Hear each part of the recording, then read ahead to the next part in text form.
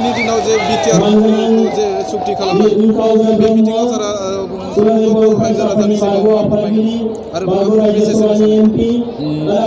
मैया दिल्लीयाव भारत सरकार असम सरकार आरो बर'नि सभा सोग्रा हान्जाफोरजों मोनसे बर'फोरनि थाखाय थामथि गोरोबथा जानानै थांबाय आरो बे गोरोबथायाव बिटिसिनि चिफ हाग्रामा महिलारि बिथाङाबो दंमोन आरो बिथाङा बे गोरोबथायाव सहि होनायनि गेजेरजों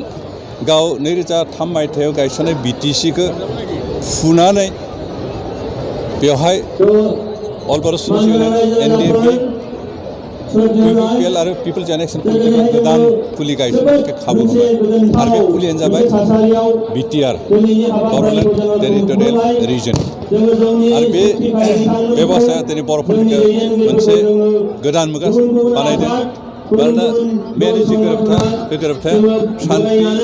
आरो जौगानायनि गोरोबथा मानोना बे गोरोबथानि गेजेरजों जि मोनथाय बर'फोरजों लोगोसे बर'लेण्डआव गासैबो जाथि जनजातिफोरा मोनदों बे थारैनो ओनसोलनि रायजो राजाफोरखौ सुबुं हान्जाफोरखौ जौगानो मोनसे खाबु कारण जेराव गोजोन थासारि फैयो बेसे जौगानाय फैयो कारण बेवहाय गोबां इनस्टिटिउसनफोर दं एजुकेसन इनस्टिटिउसन आरो गुबुन गुबुन मोनथायफोर बे मोनथायफोरखौ लानानै जों दावगालांनांगोन आसलथे गोरोबथा सुक्ति खालामनाया गोरोबथा खालामनाया गिदिर बाथ्रा नङा खिन्थु गोरोबथायाव जि बेबस्था मोनदों बेखौ जों बोरैहाय इमप्लिमेन्ट खालामनो हागोन बेसो गिदिर बाथ्रा बेनिखायनो जों खावलायदों थामथि बर' गोरोबथानि गेजेरजों जि मोनथाय मोनदों बेखौ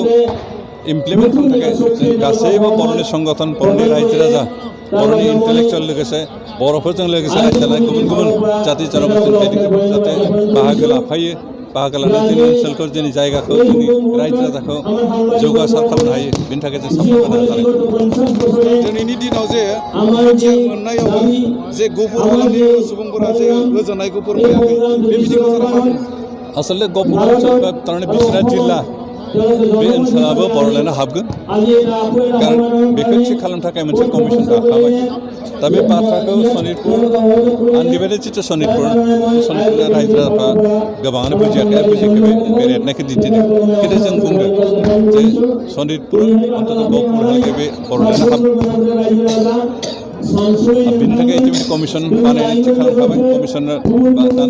कमिसनाव दुलाराय बर' फरायसा आफाद आरो जोंनिफ्राय सोद्रोमा थागोन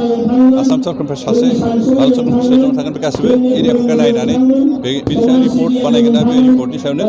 सिमाया थिग जागोन दा बेनिखायनो बे जाया होननानै मानसिफ्रा फोथायाखै बे जागोन बेनिखायनो खुनु फोथायनांगौ बाथ्रा गैया जों खावलायनो बेनिखायनो आनडिभाइडेड सनितपुरनि रायजो राजाफ्रा जाहाथे अस्थिर जाया गोरोबथाखौ नायनानै बेजों इमप्लिमेन्ट जाहैगोन बेखिनि ओनसोला जों बर'लेण्डआव हाबगोन आनडिभाइडेड सनितपुरनिया बेखौ जों सम्पूर्ण आश्वासन होदों बिथांमोना फोथायनानै दावगायोबा मोजां जागोन कारण गोरोबथानि बाथ्राखौ मोजां बुजियालासेनो सिगांनो खुद्रिनो दिन्थियोबा हयथ' बिदिनि गेजेराव मोनसे भुल बुजाबुजि लाबोनो हागौ बेबायदि परिबेश बेबायदि बारहावा जाहाथे सोमजिहोआ बेखौ खावलायदों सार थांनाय 27आव जे बिटिआर जे बियो गोरोबथाया जानानै थांबाय नाथाय माखासे बर' रायजोफोरा बड'लेण्ड सोदोबखौ डाइरेक्ट लुबैदोंमोन दा बे बिथिङावहाय टि आरो आरखौ माब्लासिमनि गेजेराव बोखारनो हागोन बायदि नोंथाङा सानो टेरिटरियेल आरो रिजन बे सोदोबखौ बोखारनानै बड'लेण्ड सोदोबखौ लाबोनांगौनि थाखाय जोंनो बेसे गोजान लामा हान्थिबावनांगौ बे बुस्थुखौ बड'लेण्ड सोदोबखौ लुगैदों खिन्थु गोबां लिगेल प्रसेस दं आरो जों डाइरेक्ट बड'लेण्ड होयोब्ला लिगेल जिहेतु बिल पार्लियामेन्ट बिल पास खालामनांगौ ल पास खालामनांगौ आरो बे ल थानाय काउन्सिल जिहेतु बे 6 सिडिउल बेनिखायनो 6 सिडिउल काउन्सिल थानायखाय ल'आ एक्सेप्ट खालामोजे प्रप'जाला खालि बड'लेण्ड जानो होनना बुंदोंमोन बेनिखायनो आं आसा खालामो बे लासैनो जागोन